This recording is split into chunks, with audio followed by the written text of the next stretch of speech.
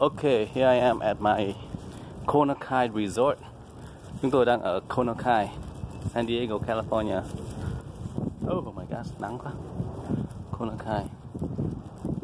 Bây giờ 10 giờ rồi mới ra khỏi hotel rồi các bạn. Mê ngủ quá. Đi vacation mà ngủ không.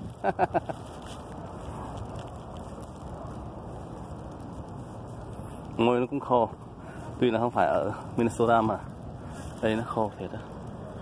Đó, Kona này. Ooh, beautiful. Beautiful, beautiful Kona. I'm taking everything, my picture, everywhere. Each one is a pose. Each side is a pose. Yeah, that's my hotel right there.